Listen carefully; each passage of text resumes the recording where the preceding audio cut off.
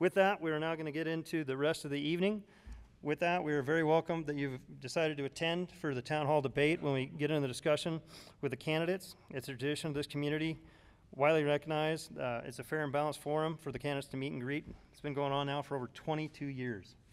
So this evening we'll focus on the candidates for certain key important positions. Bobby?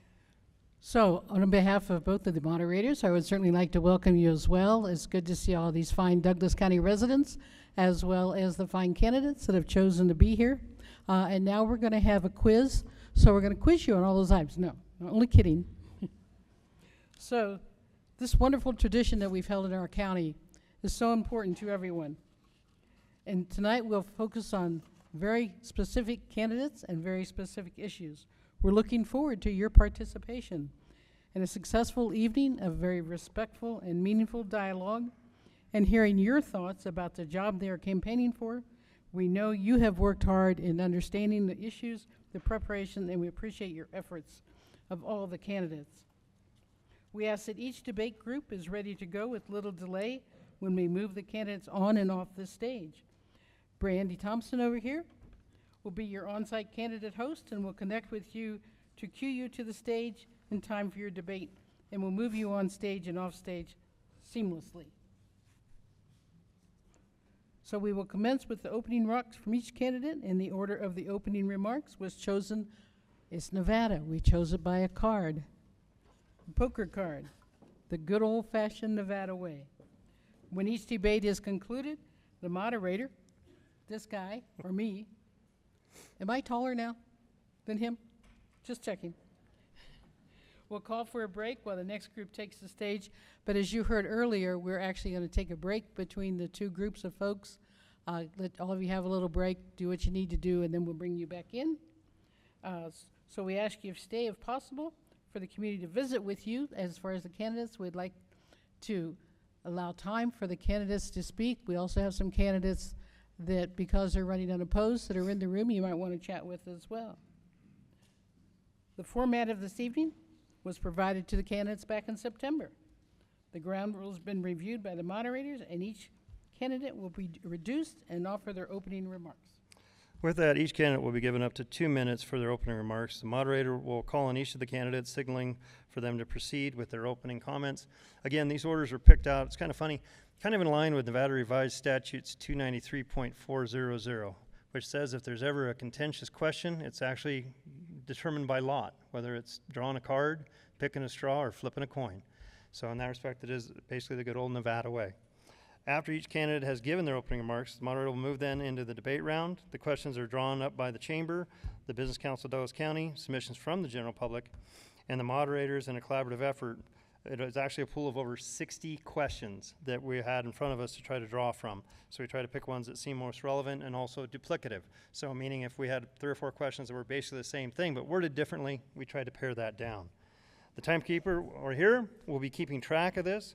He will warn everyone with a yellow card that you have 30 seconds remaining. And then when you are done, there will be a red card and a little audible alert. And my general concept is your time is done. I think you should be allowed to finish your sentence. Do not start another one.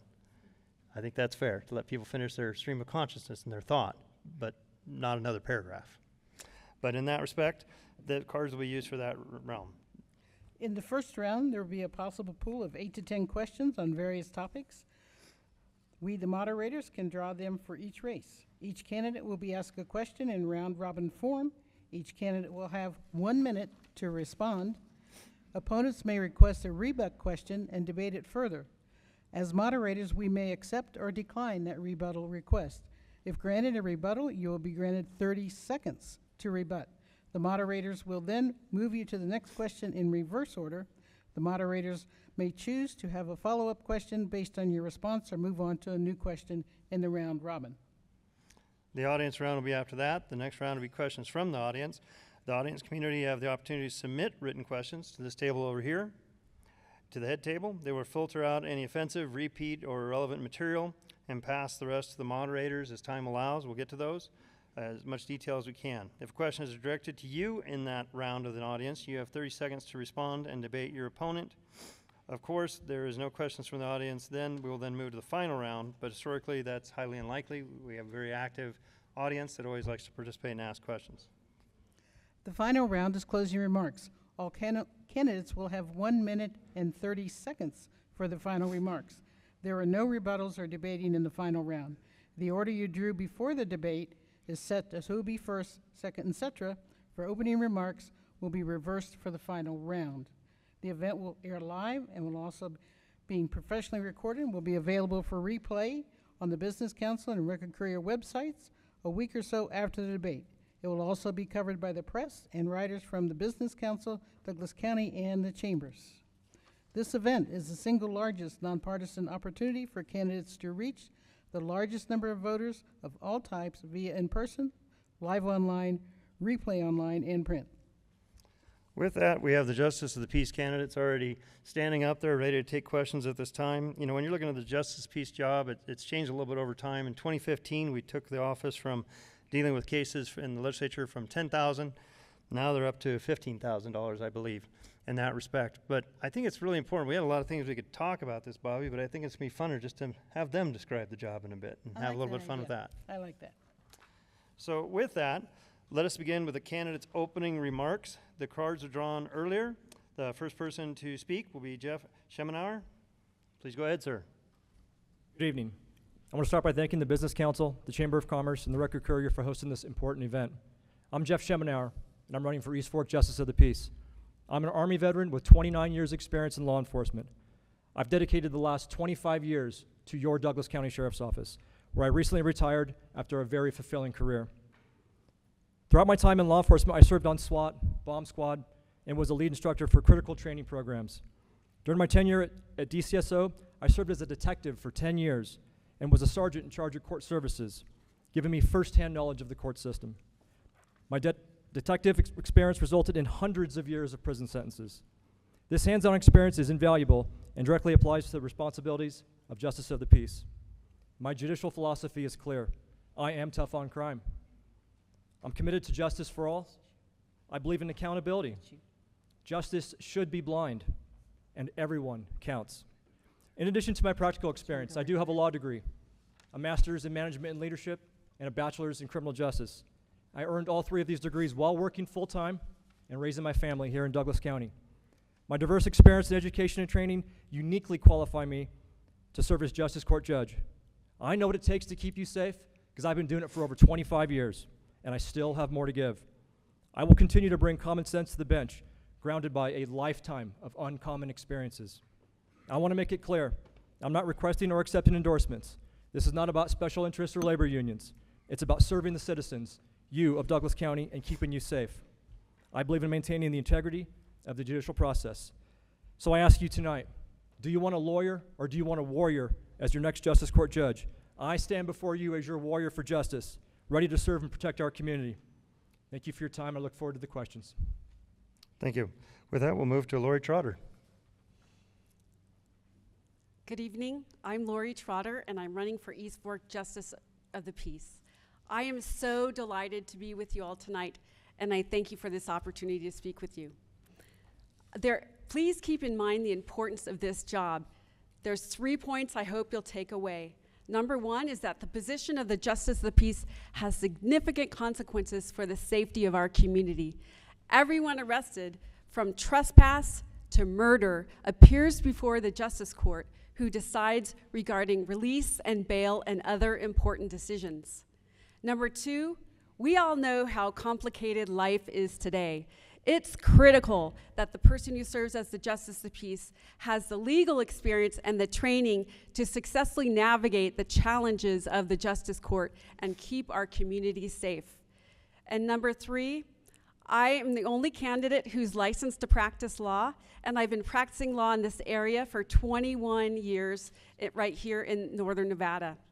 And I have the experience, I've practiced criminal and civil law, and I have the experience to handle the myriad decisions and responsibilities which come before the court.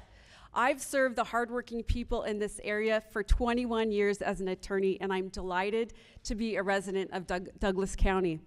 I share the rural values that make this community a safe and enjoyable place to live, raise families, and work. Over the many years, I've served as a deputy district attorney right here in Douglas County. I founded and managed a successful law firm and currently serve as a senior attorney for the state of Nevada as an insurance fraud prosecutor. When I'm elected, here's a list of my priorities. Number 1 is keeping the community safe by holding offenders accountable. Number 2, protection of constitutional rights. Number 3, preserving victims' rights. And 4, serving with integrity and fairness. I have an endorsement from the Douglas County Sheriff Protective Association. That is time. With that, we now go, those two are both running for the East Fork Protection District. We'll now go to appointed judge by the Douglas County Commissioners, Michael Johnson, Tahoe Township. Thank you very much. My name's Mike Johnson. I'm the judge of the Tahoe Court. Exactly 1 year and 4 days ago, the Douglas County Commissioners appointed me to finish the remaining term of the prior judge who retired before his term was up. So all 5 county commissioners unanimously voted to appoint me judge at about 11 o'clock that day.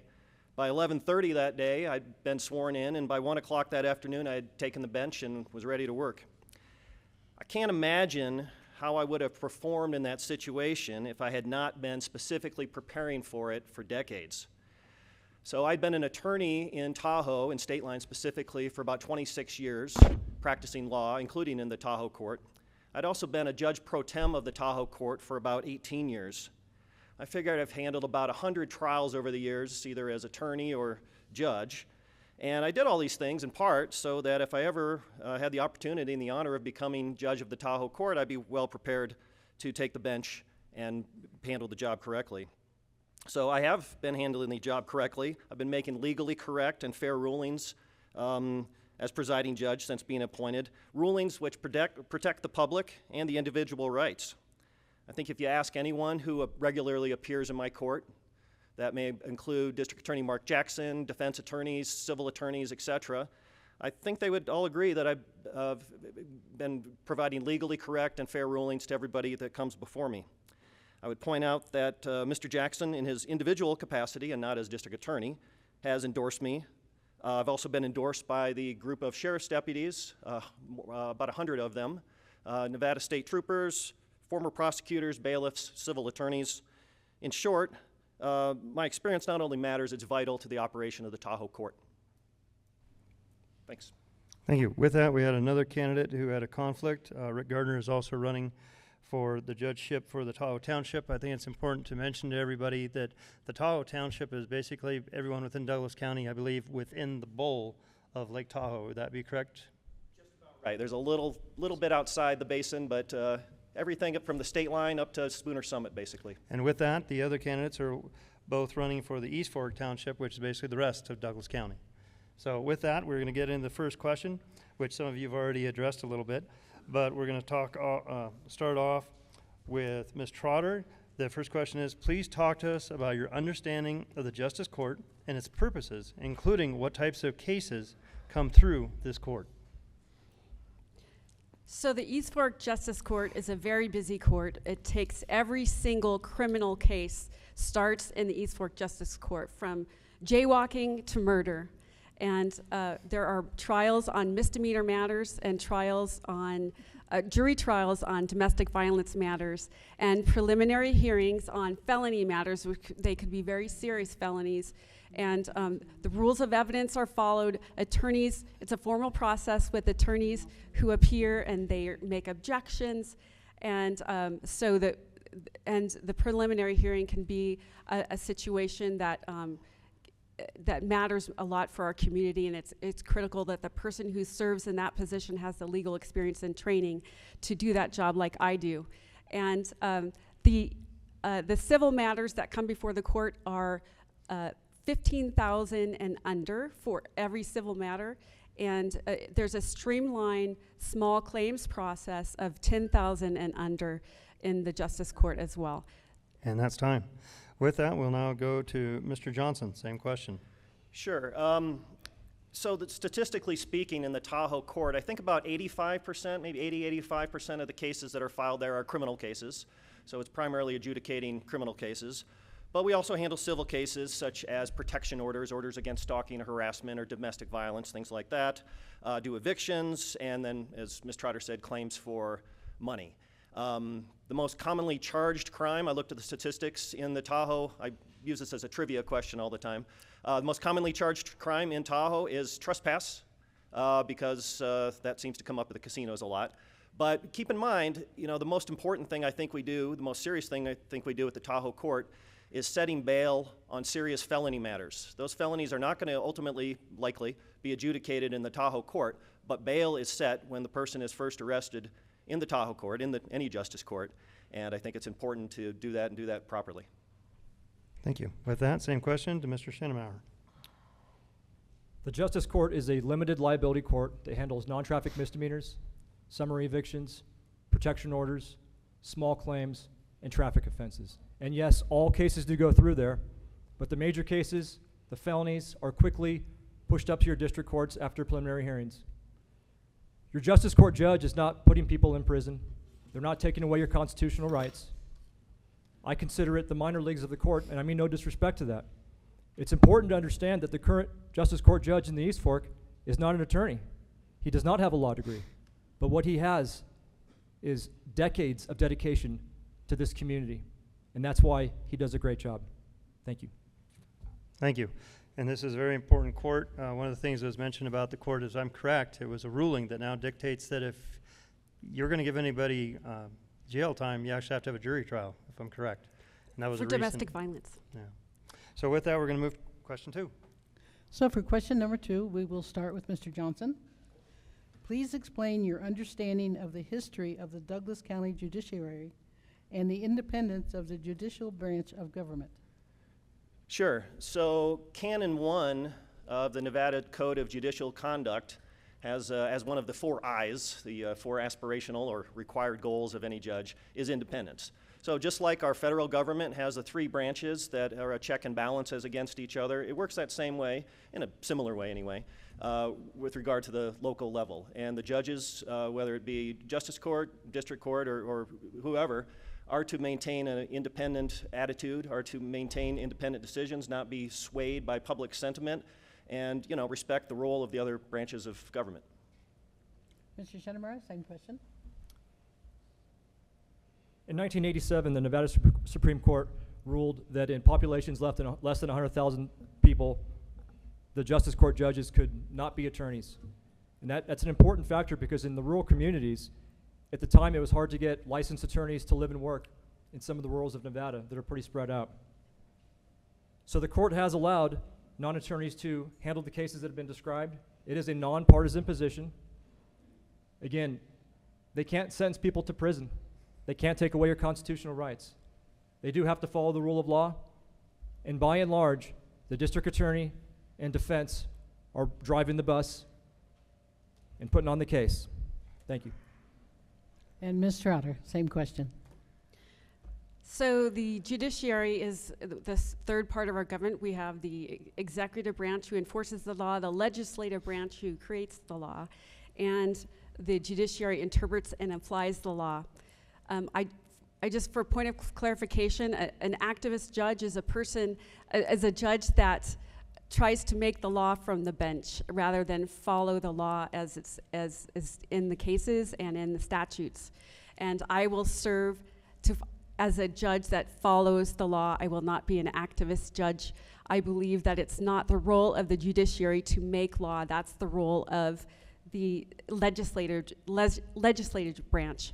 I also didn't, in my opening, I didn't finish what my endorsements are. I've been endorsed by the Douglas County Sheriff Protective Association, by Mark Jackson, by Dan Coverly, by the Nevada Police Union and the Nevada Association of Public Safety Officers, along with Justin Klauser And that is time.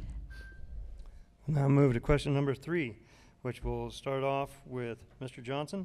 Please describe your understanding of the rules of judicial... Oh, he started last time. I apologize. With that, I guess we're back to Mr. Schinnemauer. All right. Please describe your understanding of the rules of judicial ethics.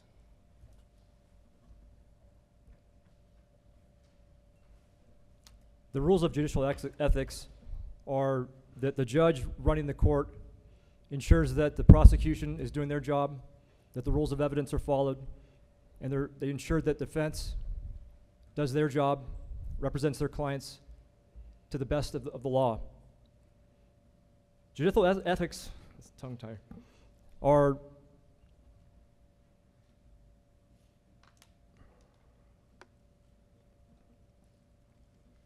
I believe ethics are a common sense approach. You either have ethics or you don't. Thank you. Thank you. Same question, Ms. Trotter. My opponent has indicated that he would like to bring common sense to the bench. But he's indicated in his campaign materials that he believes that having an endorsement would be a violation of the rules of judicial ethics. I've been endorsed by 4 people that both my opponent and I requested those endorsements, the ones I just mentioned. And so we both requested the endorsements and I received them, and I'm grateful for them.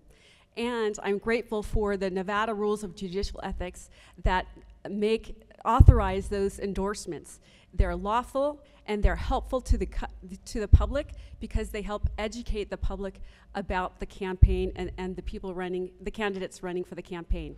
And so Rule 4.2 allows judicial candidates to seek and accept endorsements from any person or organization except partisan political parties. Thank you. I'd like to rebut that if possible. If you call somebody else's name, just so you know, the rules of rebuttal that I tend to follow is if you call somebody's name or you ask them about something, I do give rebuttal, so you have 30 seconds. It's important that 4.2 does state that you can endorse, but just because you can doesn't mean you should. And I did not say that it's illegal to endorse judicial candidates. I said my opinion was I wasn't going to do it, and that decision came after my association didn't endorse me. It was actually a blessing in disguise because it helped me stay grounded with my ethical belief that I don't want to owe anything to anyone on the first day in office. I believe it's a slippery slope. I never said it was illegal. With that, question number 3 to Mr. Johnson. Please describe your understanding of the rules of judicial ethics. Sure. Well, first of all, there's your conscience, you know, what you're born with and your common sense. But I think what you're getting at is the Nevada Code of Judicial Conduct, which has 4 canons to it. Canon 1 basically talks about independence and integrity, and being impartial. Canon 2 has to do with competency. Canon 3 has to do with putting the judge job first to the exclusion of outside competing interests. And Canon 4 has to do with political restrictions and primarily has to do with staying nonpartisan. Thank you. So question number 4, we'll start with Ms. Trotter. Please tell us your thoughts on the disparity between the East Fork Justice Court caseload and the Justice of the Peace Court caseload. Yes, so there is a disparity between the caseload and the East Fork Justice Court and the Tahoe Township Justice Court. I think that's related to the jurisdictional boundaries. The boundaries for the East Fork Justice Court go all the way down to California through past Topaz, and then to Wellington, and all the way to Lyon County, and then all the way to Carson City to the north, and then to the Tahoe Basin on the west side. And so the jurisdiction of the East Fork Township has a lot more coverage, and so obviously there'll be more cases. And the cases are significantly more. I don't know if it's, I'm not 100% sure, but I believe it's something like 2/3 to 1/3 of the Tahoe Township Justice Court. And I know that the commissioners looked at that issue earlier this year to see if they could even out the caseload, and they weren't able to resolve that question. But either way, I am happy to work as Justice of the Peace despite the caseload. Mr. Johnson, the same question. Okay, well, I hope I get my statistics right here. Last time I looked at this, if I'm remembering correctly, for comparison purposes, there are about 600 criminal cases filed a year in the Tahoe court, compared to a little over 1,000, I think, in East Fork. So yes, they do process more cases in the East Fork, which is why I've been working with Judge Gilbert, the current judge in East Fork. He's asked me on a few occasions to come down and sit for him. And Nevada law allows the judge of one township to come sit in the chair of the judge of the other township. On occasion also, for particular cases, I'll say, Judge Gilbert has sent cases up to my court up at the lake for adjudication. The idea being is, yes, there is a disparity, but we can even it out amongst the judges, and I think it's worked out real well thus far. I've also worked with Judge Gilbert to deal with administrative issues. We've created uniform forms for use within the jail and attorneys, and I think it's made things a lot more efficient. So yeah, we've worked together. We're one county. We're both Douglas County. Okay, with that, we'll move to question number, one more, sorry. Mr. Schemenauer. Yeah, I agree with both these candidates here about that, and like Ms. Trotter said, it's down here, it's simply just larger, it's just more volume, and the commissioners and the system are addressing that. The new courthouse that will be built, hopefully in the next couple of years, will be completed and occupied, has room for a 4th court. So there is room to bring in another court because the county is going to continue to grow, and it is being addressed, but it's kind of a common sense thing. It's just more people down here, it's busier, and it's great to actually I know firsthand how much Judge Johnson is working with the East Fork in trying to balance the caseload. But it is being addressed with a new courthouse, and in the near future, we may have a 2nd Justice of the Peace. Okay, with that, question number 5. Please talk to us about your understanding of evidence and procedure. Mr. Johnson? Well, the evidence code, the evidence rules in Nevada are based on the federal rules of evidence. They all appear in the 40-ish chapters of the Nevada Revised Statutes, but they basically follow the federal rules of civil procedure. We're talking about rules like, hearsay and admissibility, things like that. This is the kind of thing that you really need to have a handle on when you're presiding over a trial. Evidence objections come up constantly, and particularly if you're presiding over a jury trial, if you need to stick your nose in a book every time you need to look up one of the evidence rules, it's going to really slow things down, and it's not a efficient or proficient way of handling things. So I think having a good handle on the evidence code and having applied it in court over the years has really been beneficial for me. Okay, thank you. Same question to Mr. Schemenauer. Yeah, I agree that having a good handle on the evidence code is very proper. All evidence starts with law enforcement when they start the case, and it gets booked in through the sheriff's office. And then just because it's booked in as evidence for the sheriff's office doesn't mean that it actually becomes part of the case. It may be deemed that it's irrelevant down the road. And that's physical evidence. Hearsay admissibility is something that gets ruled on at the time with a witness or a victim or a suspect on the stand. So evidence is important. It has varied levels from the law enforcement side of it to the procedural courtroom side of it. Thank you. Thank you. Same question, Ms. Trotter. So the Nevada Rules of Evidence and the Nevada Rules of Criminal Procedure are very important for attorneys that practice law in our county and in our state. If you're a criminal prosecutor like I am, when I'm going to trial or preliminary hearing, I use the Nevada Rules of Evidence and criminal procedure in every case. So evidence does not get admitted into court unless the Nevada Rules of Evidence are applied. And so the case Grace versus District Court came out in 2016, and it stated that the Nevada Rules of Evidence apply even at preliminary hearings. And it solidified the importance of having educated judges that understand the law, judges that can handle complicated evidentiary questions. And if evidence is offered inappropriately, or the judge rules inappropriately on an issue regarding evidence, the case can end and the offender could be released into the community. So now we'll move on to question 6. Mr. Schemenauer, you will be first on this. Similar to the last question, but with some additions. Please tell us your knowledge of evidence, procedure, and constitutional law. My knowledge on evidence and procedure is largely built around my 29 years of law enforcement, in my recent last 2 years working in the courtrooms, witnessing the procedures firsthand. We just discussed the evidence and the importance of it, and the judge does have to have a grounding, a solid knowledge on what is allowed and what is not allowed, and that is largely argued by the district attorney and the defense. The judge ultimately rules on the final verdict of that, but it's being presented to the court by another party, and that's the prosecution. Second part of that question? Constitutional law knowledge.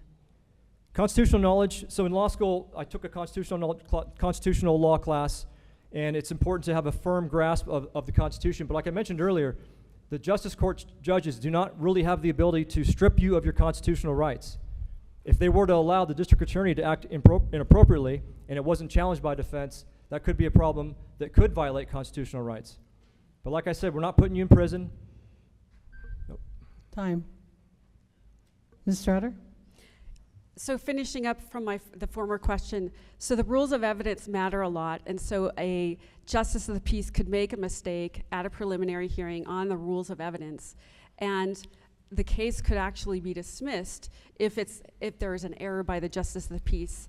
And when that happens, is if it's a violent felony, say a murder, that would be a tragedy because the offender would be released based on an error, and it could be inexperience from the judge. So it's critical that the person who serves as the justice of the peace has the legal experience and training to be able to handle the rules of evidence and the rules of criminal procedure, and to be able to protect the constitutional rights of all the parties before the court, whether one is a plaintiff or a defendant. And I wanted a point of clarification is that evidence is presented both by the prosecution and by the defense. It's not just by the prosecution. And so the judge has to make rulings on evidence very quickly, but very carefully to make sure the constitutional rights of the defendant are not violated.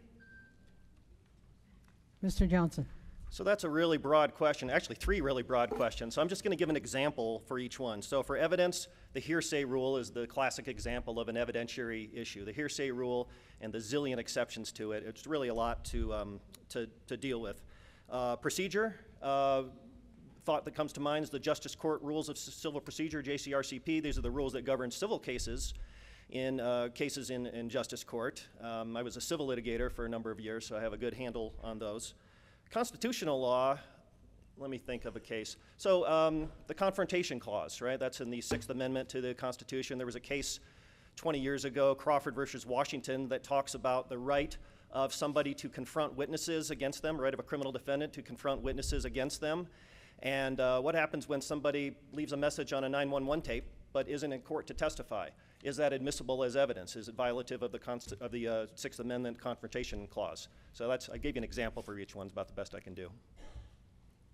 Okay. I believe that leads us now to question number 6. What has prepared you for this job, and why do you think you are the best candidate? Ms. Trotter? So I'm the best candidate for the job because I have the legal experience and I have the education.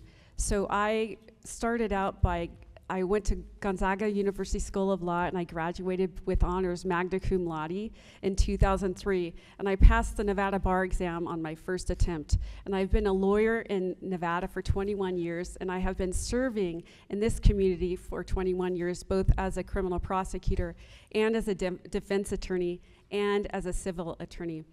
I mentioned earlier I also founded and managed a successful law firm where I practiced criminal defense and civil defense.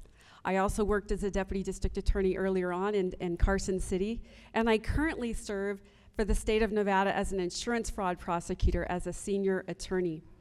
I have also degrees in, a master's degree in strategic intelligence from the Joint Military Intelligence College, and I have a bachelor's degree in communications from Biola University.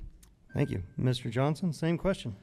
What's prepared me for the job? Well, doing it for the last year, first of all. It's been a learning experience. But even before that, as I said earlier, I was a judge pro tem of that court for 18 years, and being a practicing attorney in front of that court, going in there and frankly learning from the presiding judge during that time period and other judges in other courts. So I think, doing that job and having prepared for it for, 20-something years, it's always been on my radar as a possibility. And I think, maybe the most complicated thing with the most moving parts that you need to have a handle on, you need to have experience on, is presiding over trials. And speaking for myself, I don't know how someone could take over as judge who has never handled as attorney or judge a trial before in any capacity. I would feel underqualified if I were in that situation, but of course I'm not. Okay. Same question to Mr. Schemenauer. I believe my 29 years of law enforcement and my 26 years working and living in Douglas County have prepared me to continue to serve this community. Clearly, I'm not an attorney, and I lack some of the legal acumen that's important for the job. When it comes to trials, and last year in the East Fork, there were only 2 jury trials, so it doesn't happen that often. We have the ability to bring in a senior judge so I can learn. I'm not afraid to ask for help. I'm not afraid to get more education. I'm an avid adult learner, and I think it's okay to have some on-the-job experience because the law and the Nevada Constitution does allow for, again, a non-attorney to be in that position. But it's my dedication to this community that's prepared for me for this position. I know what it takes to keep you safe. I have deep roots here, raised my family here, and I bring a 360-degree view of the law to the bench. So as all of you know, the people in Douglas County are very smart, and an additional question that they've added today, and we'll start with Mr. Johnson, is what is your judicial philosophy? Be prepared. So that takes to the level of preparation of years of experience on a larger scale, and then be prepared for any given day, right? I spend my weekends looking at the files, preparing for what comes up on Monday. There's nothing, as an attorney I can tell you, there's nothing more frustrating than coming to court and finding out the judge who you have a hearing with that day has not bothered to read your brief in advance. So being prepared is probably the most important thing, both in the larger sense and with regard to specific cases. Mr. Schemenauer? So my judicial philosophy, I'm your law and order candidate. I'm going to remain tough on crime. And I want to clarify that first-time offenders will be treated differently than repeat or violent offenders. I'm committed to justice for all, not just victims' rights. I believe that everyone's rights matter. I think accountability is a good philosophy to have, to make sure bail is appropriately set based on the severity of the crime, the propensity to reoffend, or the violence of the act. Justice needs to be blind. Everyone needs to know they can come to court and be innocent until proven guilty, or if you're a victim, to be heard. Thank you. Ms. Trotter? My judicial philosophy starts with protecting the Constitution. As a criminal prosecutor, I took an oath to protect and defend the Constitution, and I'm very proud of that. And as judge, when I serve as judge, I will make sure that I will protect the constitutional rights of all the parties before the court, whether plaintiff or whether defendant. And I'm a strong believer in that. Number 2, I will preserve victims' rights. Victims often feel lost in the court system, and victims often are ignored in the court system, or they don't understand the process. I will work hard to preserve the rights of victims. They have constitutional rights through Marcy's law to participate in the court, to make statements, and to be heard. And I will make sure victims' voices are heard and their constitutional rights are preserved. And last but not least, I will serve with impartiality, integrity, and with fairness. I will also reserve all of my... Time. With that, we have had over 50 questions just for the judicial candidates from the audience tonight. Unfortunately, there's not enough time in the evening to get to them all before it hits midnight. We have another minor, maybe contentious race that wants to have some discussional points. That being said, we're going to go to closing remarks. With that, Judge Johnson, in reverse order, you are the first to have closing remarks. Sure. It's unfortunate that the person challenging me for my job is not here tonight, as I think it's important for the voters to hear from both candidates. It also takes some of the fun out of debating without somebody to debate. But I do have a solution. If voters want to see more of me and my opponent, we both applied to, a year ago, a little over a year ago, to the county commissioners for the appointment. Obviously, I ended up getting that appointment. But those interviews are available on the county commissioner's website. And in fact, I just asked my tech guy, who's my 85-year-old dad, to put up a link to those videos on the Board of County Commissioners website, so you can see both when I was interviewed by the commissioners. This was a public interview in the commissioners' chambers last year, as was my opponent. And you'll be able to get to that link, obviously, off the Douglas County website, or you can get on my Facebook site, retainjudgejohnson.com. So thank you for listening to me tonight. I really appreciate it. I know most of you aren't going to be voting for me because you're in a different township than Tahoe, but if you like what you heard from me tonight, if you tell your friends up at the lake, I'd appreciate it. Thank you, Mr. Johnson. Now we're going to go to Ms. Trotter. I'm the only candidate that's licensed to practice law, and I'm the only candidate who graduated from a ABA accredited law school, which is a requirement to be an attorney in Nevada. And I am the only candidate that has, in this race, that has legal experience. And I have 21 years of legal experience practicing civil and criminal law. And I have had, throughout my career, approximately 2,500 cases that I've prosecuted and defended, and I've had countless trials and hearings, motions and oppositions, and proposed orders for the court. Make no mistake, I love Douglas County and the people in it. And I love this law-abiding county, and I have a heart for justice. I promise that I will not let you down, and I will serve with integrity and fairness, moving forward into the future with hope, keeping our community safe and our children safe so that our community can thrive and prosper. I'm the only candidate with legal experience, and I'm asking that you vote for me because I'm the most experienced candidate, and I promise that I won't let you down. Thank you, Ms. Trotter. Mr. Schemenauer. Again, thank you to everyone who made this town hall event possible, and a special thank you to those in the audience and those viewing online. I appreciate your time coming here and listening to us talk. I just want to say I couldn't be on this journey without my wife, Cindy, and my daughter, Leah. Their love and support have been unwavering. Actually, I think I owe Cindy a new car if I get elected. Members of this community, you have a tough choice to make. You see, this race is unique here in the East Fork, as you have two good choices for next Justice Court judge. My opponent and I are different people, and will bring different qualities and perspectives to the bench. But please consider this.